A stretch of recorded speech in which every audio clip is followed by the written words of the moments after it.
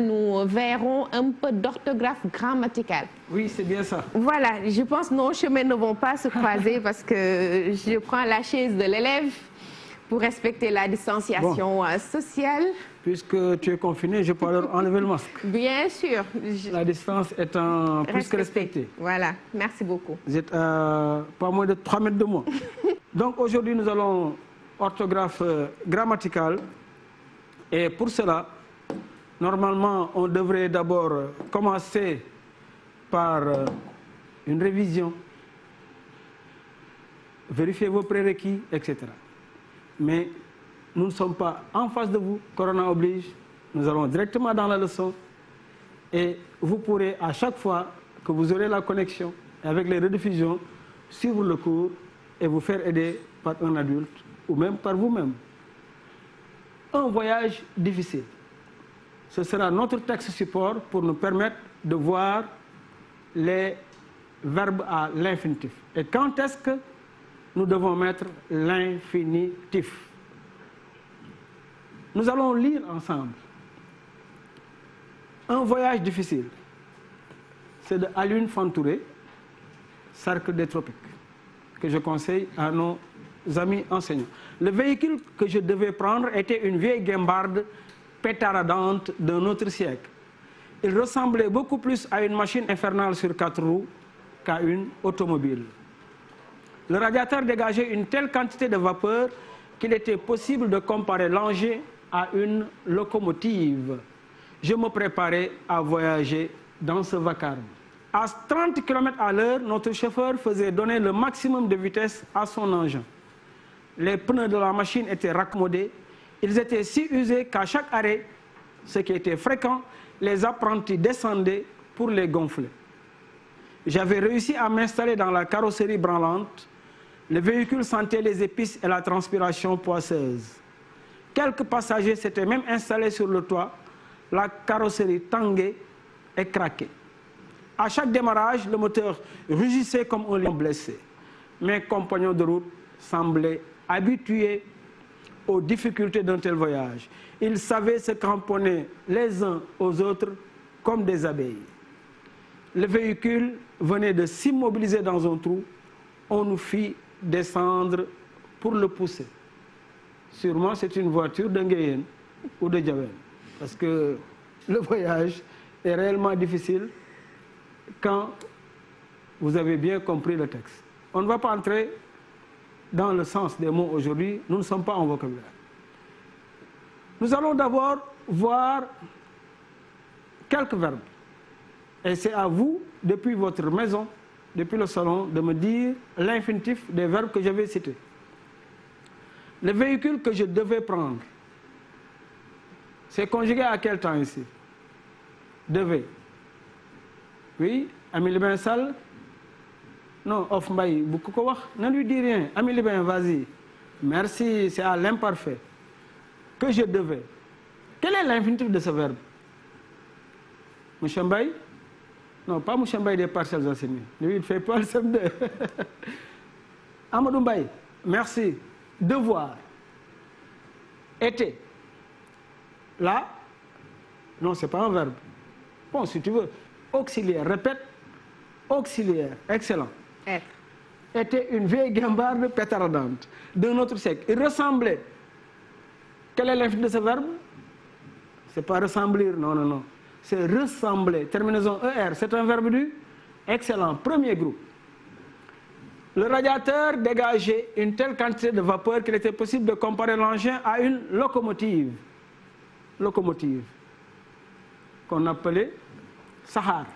Parce que ça dégageait tellement de fumée que les Wolofs avaient fini de l'appeler Sahar. Donc, la voiture dégageait à travers le radiateur tellement de fumée qu'on a voulu comparer cela à une locomotive. Bien. On avait dit quelques verbes, on peut s'arrêter à ce niveau. Nous allons donc voir quels sont les verbes qui sont aussi à l'infinitif. Un verbe à l'infinitif, c'est un verbe qui se termine par ER, si c'est un verbe du premier groupe. Un verbe qui se termine par IR, c'est un verbe du deuxième groupe. Mais attention, il y a des verbes qui se terminent par IR et qui ne sont pas du deuxième groupe. Les verbes qui se terminent par IR et qui font leur participe présent en ISAN sont des verbes du deuxième groupe. Et maintenant, tout le reste, si un verbe n'est ni du premier groupe, ni du deuxième groupe, il est du troisième groupe. Bien. Donc, ceci étant dit, nous allons voir les verbes qui sont à l'infinitif dans ce texte. Qui va me citer, pas tous les verbes. Oui, tu vois un verbe à l'infinitif? Allons-y. À une machine infernale sur 4 roues, le radiateur dégageait une telle quantité de vapeur qu'il était possible de comparer. ER. Donc, c'est un verbe à l'infinitif. Une locomotive. Je me préparais à voyager. On va s'arrêter ici. Regardez.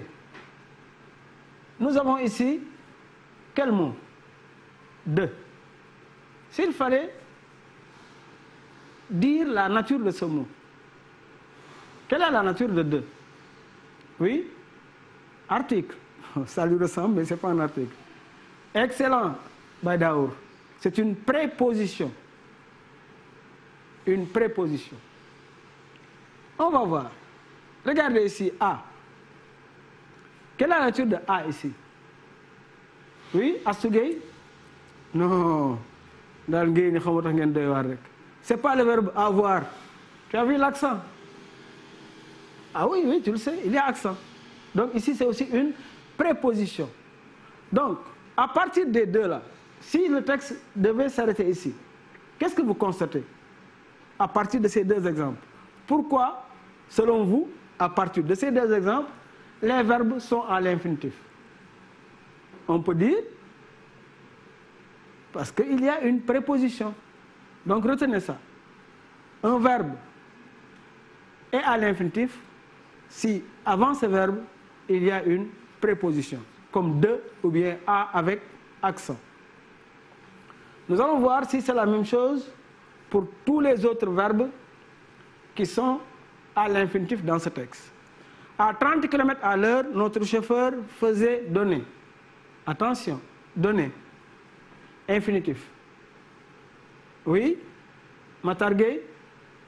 Matargay, il est de préposition tamit. Oui, c'est un verbe. Parce que tout à l'heure, nous avons dit préposition. Faisait, c'est un verbe. Mais est-ce que faisait ici est à l'infinitif? Non, bien sûr. Faisait, a été, est un verbe conjugué.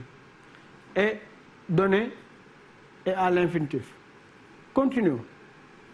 A donné le maximum de vitesse à son engin. Les pneus de la machine étaient raccommodés. Ils étaient si usés qu'à chaque arrêt, ce qui était fréquent, les apprentis descendaient pour les gonfler. ER. Qu'est-ce qu'il y a avant? L'article, certes. Mais vous avez aussi pour. Pour, au même titre que A et de, est une préposition. Pas une proposition. Préposition. D'accord? Ce qui était fréquent descendait pour les gonfler. J'avais réussi à m'installer. Pourquoi ici il y a ER et non pas E accent aigu? Parce que maintenant, l'orthographe, hein, c'est du... Même pas les élèves du CM2, je ne sais pas si c'est le texto ou pas, mais jusqu'en troisième, des fois, vous mettez accent aigu, AIT, ER, où vous voulez. Mais pour vous, chers amis, pour vous, élèves de CM1 et de CM2, ce sera désormais vous qui allez dire à certains de vos grandes sœurs et grands frères comment écrire un verbe à l'infinitif. Parce que souvent, tu vois certains textes, ils disent j'avais réussi à m'installer et ils mettent ici accent aigu. Puisqu'il y a le A qui est préposition, le verbe qui suit se met à l'infinitif. Dans la carrosserie branlante, le véhicule sentait les épices et la transpiration poisseuse. Quelques passagers s'étaient même installés sur le toit, la carrosserie tanguait et craquait. À chaque démarrage, le moteur rugissait comme un lion blessé. Mes compagnons de route semblaient habitués aux difficultés d'un tel voyage. Ils savaient se cramponner. Ils savaient se cramponner. infinitif. Verbe conjugué, infinitif. Préposition, infinitif. Le véhicule venait de s'immobiliser. Verbe conjugué plus préposition, infinitif. Dans un trou, on nous fit descendre. On n'a pas dit on nous fit descendu. On nous fit descendre. Mais on nous fit descendre. Et là, vous avez un verbe de quel groupe? Pas du deuxième. Du troisième groupe. Le verbe en deux. D'accord? Pour le pousser. Vous avez aussi ER. Nous allons récapituler avec vous maintenant ce que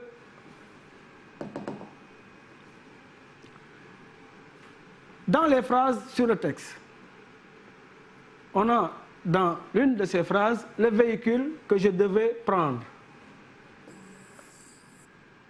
Verbe conjugué. D'accord? Infinitif. Il était possible de comparer. Préposition, infinitif. C'est bon? Yahelalo? Bien. Je me préparais à voyager. Préposition, infinitif. Notre chauffeur faisait donner le maximum de vitesse. Verbe conjugué, le verbe qui suit, infinitif. Les apprentis descendaient pour les gonfler. Préposition, infinitif. Oui, ils savaient se cramponner. Qu'est-ce qui se passe ici? Ablaye Dari? Oui, Ablaye Dari. Oui, d'accord. Conjugué. Et voilà, infinitif. Qui va me sortir de la règle maintenant? Par rapport à ce que vous venez de suivre, essayez de me sortir la règle. Oui, Lamine Samb? D'accord. Merci. On va découvrir ensemble. On nous fit descendre pour le pousser. C'est la même chose. Venez, même chose. À, même chose. Quand est-ce qu'on emploie l'infinitif? Tout à l'heure, tu viens de me dire, et c'est bien. C'est bien, Koudi. Après un verbe conjugué, on met l'infinitif. Après une préposition, on met l'infinitif. Mais notez bien, un verbe conjugué autre qu'un auxiliaire. D'accord? Parce que je ne voudrais pas que vous voyez été, ou bien j'ai mangé. Vous dites que M. Seck avait dit que quand deux verbes se suivent, le second se met à l'infinitif. Parce que s'il y a un verbe conjugué, le verbe qui suit aussi se met à l'infinitif. Mais attention, le verbe autre que l'auxiliaire.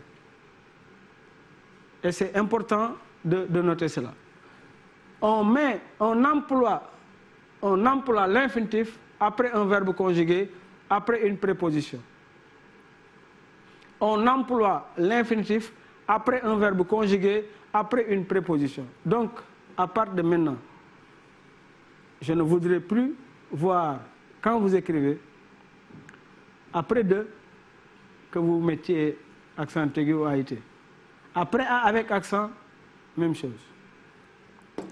Maintenant, rapidement, nous allons, quand deux verbes se suivent, le second se met à l'infinitif. Il aime bavarder avec ses amis.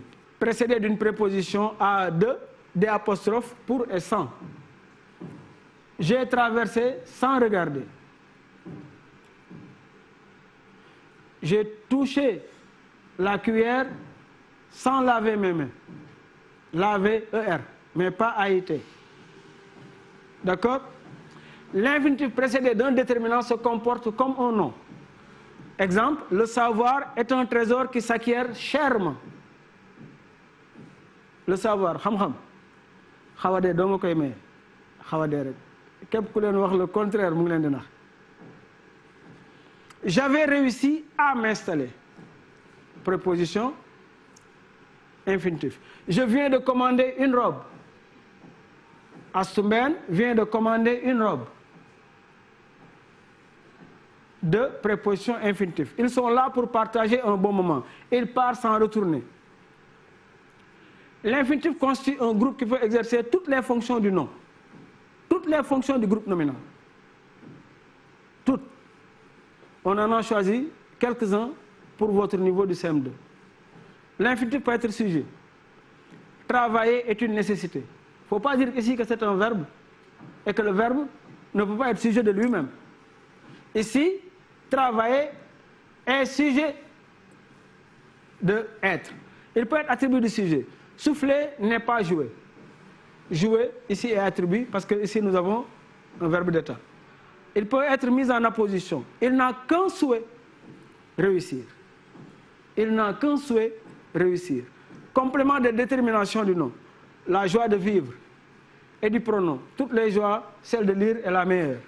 De toutes les joies, celle de lire est la meilleure. Complément de l'adjectif. Un passage agréable à regarder. Complément d'objet direct. Il prétend se joindre à nous. Indirect. Il songe à prendre sa retraite. Prendre sa retraite. Donc ici, prendre, infinitif, mais il est complément d'objet indirect. Il peut être complément circonstanciel de but. Il faut manger pour vivre. Vivre ici, c'est le but. Avant de partir, tu feras la vaisselle. De cause. Il a été puni pour avoir copié sur sa voisine. Et là, vous me direz où est l'infinitif? C'est avoir copié. Parce que vous avez l'infinitif passé, vous avez aussi l'infinitif présent. Et ici, avoir copié, nous sommes dans l'infinitif passé. D'accord? L'infinitif précédé d'un déterminant fonctionne comme un nom véritable. C'est le cas de l'infinitif substantivé. C'est un gros mot, certes, mais le substantif, c'est rien d'autre qu'un nom. D'accord? Ou bien nominalisé. Exemple, et on termine par ça, l'infinitif peut devenir un nom. Donc, au lieu de dire substantif, on va dire l'infinitif peut devenir un nom. Le rire. L'infinitif de... Quand je dis j'ai ri, l'infinitif c'est rire. Le rire est une thérapie, par exemple. Ça soigne. Devoir, le devoir. Pouvoir, le pouvoir. Le pouvoir absolu rend absolument fou. D'accord? Le pouvoir, etc. Voilà donc Astumben. Et pour les exercices, ce qu'on va leur dire, c'est de reprendre le texte qui est donné, le texte là, que vous aurez à l'intérieur, et de me mettre les verbes aux 4 temps composés. Je ne dis pas simple, on est en fin d'année. Aux 4 temps composés de l'indicatif, et mettez ça sur le numéro WhatsApp qui s'affiche à l'écran. Et Inch'Allah, Tata Astumben se fera le plaisir de vous donner quelques livres. Merci beaucoup, inspecteur. Et c'est toujours avec un plaisir de servir les enfants, les tout petits. Merci beaucoup. Le voyage fut certes difficile, mais très, très enrichissant. J'imagine que c'est un peu les 400 bars là qui font Dakar-Malikounda pour Mbour-Malikounda pour distribuer le poisson. C'était il y a quelques années. En tout cas, merci beaucoup. Peut-être juste une question. Il y a une méthode qu'on utilisait, je ne sais pas si elle est aujourd'hui valable encore, c'est d'essayer de remplacer le verbe peut-être par un verbe du deuxième groupe. Ça fonctionne toujours? Elle est toujours valable. D'accord, d'accord. Et c'est excellent. Merci beaucoup. Donc, merci, inspecteur. Et je pense qu'ils le savent. Si vous ne savez pas si ça se met à l'infinitif ou pas, mettez finir. Et si ça sonne mal, vous saurez vous-même que ce n'est pas finir et finir. Et puisque c'est finir, donc là-bas c'était voyager, donc vous mettez R. Merci beaucoup. C'est aussi une bonne mnémotechnique. Une petite astuce. Merci beaucoup, inspecteur, inspecteur que nous aurons encore demain dans la salle des profs de la télévision Futur Média.